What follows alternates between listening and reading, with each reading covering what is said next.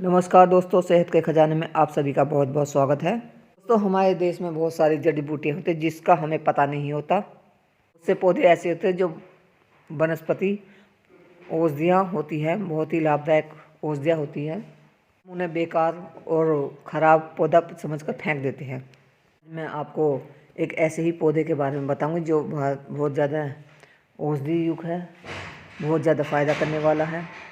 इस पौधे में छोटे छोटे बीजनुमा होते हैं। ये साथ में ये अपने आप ही पैदा हो जाते हैं पौधे। कहीं पर भी हो जाता है, जैसे आपके घर के आसपास कहीं जहाँ पर कच्ची मिट्टी हो, वहाँ पर अपने आप ही बरसात में ये पौधा पैदा हो जाता है। और इस पौधे को छोटा धतूरा बोलते हैं, इसे गोकरू भी बोलते हैं। और बहुत से लोग इसे पौधा होता है ये जो है ना, बहुत छोटे छोटे ऐसा होता है, कांटेनुमा, और कपड़ों से चिपक जाती है। छोटा धतूरा जो कांटों भरा होता है, कांटों जैसे एक दूसरे कपड़ों पर फेंक कर मार देते हैं तो वो चिपक जाता है। ये जो फल है ये कांटेनुमा होता है, कांटेदार होते हैं, छोटे छोटे होते हैं, छोटे छोटे इसके कांटे से होते हैं। तो वो ये फल होता है, इसे धतूरा बोलते हैं। और आपके यहाँ कुछ और बोलते होंगे, कमेंट करके बताना कि आपके यहाँ क्या बोलते हैं। वैसे हमारे यहाँ तो छोटा धतूरा बोलते हैं इसे। धतूरे से बहुत ज़्यादा दवाइयाँ बनती हैं, दवाइयों के काम आता है। इसे पंचांग धतूरा भी बोलते हैं। रुएदार इसकी थोड़ी सी मोटी सी पत्तियाँ होती हैं। इसका तना, इसकी जड़, इसके पत्ते और इसका ये फल कंटकदार जो है ये बहुत ज़्यादा, सभी चीज़ बहुत ज़्यादा फ़ायदेमंद है और सभी चीज़ काम आती हैं, इस्तेमाल करते हैं, दवाइयों में डलती हैं। ये बहुत ज़्यादा लाभकारी है, प्रभावकारी है। और ये जो हाथ पैरों में दर्द होता है, ये गठिया बाय है, उसके दर्द को भी ख़त्म करता है।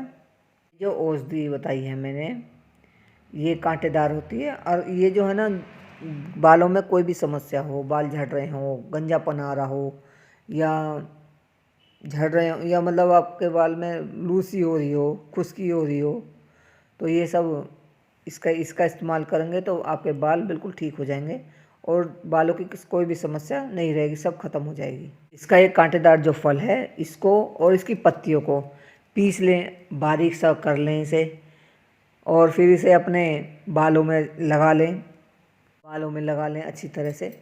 और थोड़े दिन बाद इसका आप थोड़े दिन तक लगाएंगे तो आपके बाल में जो है, बालों की समस्या सब ठीक हो जाएगी। और जो मतलब बाल गंजे होनापन है, उनके उस जगह पर बाल उगने शुरू हो जाएंगे।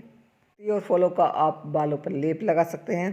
पीसकर आप इसका रस भी निकाल सकते हैं, उससे भी रस को भी बालों पे लगा लीजिए, वो भी बहुत ज़्यादा आराम करेगा और फ़ायदा देगा। अगर बालों पर सफ़ेद बाल हो रहे हैं तो आप इन्हें लगा लीजिए, तो इससे भी बाल काले होते हैं। बालों का झड़ना, बालों का रुकना बिल्कुल ही ठीक हो जाएगा, सब बंद हो जाएंगे, बाल झड़ने बंद हो जाएंगे। और अगर गंजापन है तो उस जगह बाल उगने शुरू हो जाएंगे। हफ्ते में इसका 2 बार प्रयोग करें तो आपके बाल अच्छे रहेंगे। अगला फ़ायदा ये है कि आप इसका तेल भी बना सकते हैं, तेल में इसे रझा सकती हैं, पका सकती हैं। पत्तियाँ और ये फल, कांटेदार जो फल है, इसको अच्छी तरह तेल में पका लीजिए। आंवले का तेल ले लीजिए। अगर आप आंवले का ना लेना चाहें तो आप इसमें सरसों का तेल ले लीजिए, उसमें अच्छी तरह पका दीजिए और फिर बाद में छान कर आप इस्तेमाल करेंगे तो बहुत ज़्यादा आपको आराम मिलेगा। दोनों जो चीज़ होती हैं वो एंटीबायोटिक, एंटी फंगल की पत्तियों का रस अगर जो अपने चेहरे पर लगाएंगे, कील मुहासे हों या कोई दाग धब्बा हो चेहरे पर, वो सब भी ठीक हो जाएगा। मुहासे आ रहे हों तो उससे भी मुहासे धीरे धीरे करके ठीक हो जाएंगे। अगला फ़ायदा ये है कि इसकी जो पत्तियां हैं इनको आप सुखा लीजिए, और किसी को बवासीर की परेशानी हो रही हो तो आप इन्हें सुखाकर पीस लें, इनका पाउडर सा बना लें, और फिर हल्के गुनगुने पानी के साथ इसकी फंकी ले सकते हैं, तो इस आपको आराम, बवासीर वाले व्यक्ति को आराम मिल जाएगा। इसे धतूरे के बीज ले लीजिए, ये जो धतूरा कांटेदार, इसे ले लीजिए और पत्तियाँ ले लीजिए, तो इसका काढ़ा बना लीजिए, अच्छी तरह इन दोनों को उबाल लीजिए। किसी व्यक्ति को मलेरिया हो या बुखार का समय चल रहा है, बुखार के टाइम इसे ले लीजिए। बुखार तेज़ है, बुखार नहीं उतर रहा है तो आप इसे उबाल कर काढ़ा बना लीजिए और इसे पी लीजिए, तो आपका बुखार कम हो जाएगा, उतर जाएगा धीरे धीरे करके। बहुत सारे लोग इसे जहरीला पौधा मानते हैं, मगर ये जहरीला नहीं होता है। धतूरा हो या गोखरू हो, ये जहरीला नहीं होता। और अब इस काढ़े को छान लीजिए। छान के इसे जो मरीज है जिसको बुखार हो रहा हो उसे पिला दीजिए, तो बुखार धीरे धीरे करके उतर जाएगा।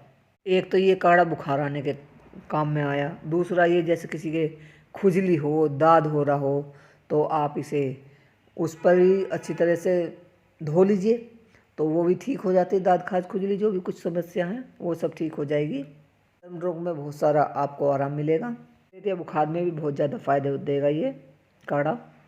अगर चेचक के दाग हों चेहरे पर तो आप इन्हें लगा लीजिए, इसका पेस्ट बना कर लगा लीजिए चेहरे पर, तो वो भी धीरे धीरे करके ख़त्म हो जाएंगे। कोई घाव ऐसा हो जो भर न रहा हो, जख्म हो, ज़्यादा दिन हो पुराना हो गया हो, तो इसे भी पीस के इस लेप को लगा लीजिए, तो बहुत ज़्यादा आराम मिल जाएगा और जल्दी से जल्दी जख्म भर जाएगा। छोटे धतूरे और पत्तों का इन्हें पीस लीजिए और इसका 1 चम्मच रस निकाल लीजिए और उसमें 1 चम्मच में आप गोले का तेल डाल लीजिए या कोई सा भी तेल डाल लीजिए जो आपकी इच्छा हो, वो तेल डाल लीजिए और सिर पर मालिश कर लीजिए। तो सिर बालों के लिए तो बहुत ही रामबाण इलाज है ये। खूनी बवासीर में भी इसका चूर्ण का इस्तेमाल करें तो खूनी बवासीर भी ख़त्म हो जाती हैं। एक बर्तन में गोखरू ले लीजिए, 5-6, 8-10 पत्तियाँ ले लीजिए और उसमें तेल डाल लीजिए। गोले का तेल डालें या तिल का तेल डालें या जो सा भी आप इस्तेमाल करना चाहें। इसे आप पूरे शरीर पर लगाएं, मतलब कोई परेशानी है तो उस पर भी लगाएं। खुश्की आ रही हो उस पर भी लगाएं तो अच्छा रहता है। और सिर में लगाएं तो ये बालों के लिए बहुत ज़्यादा रामबाण अच्छा इलाज है।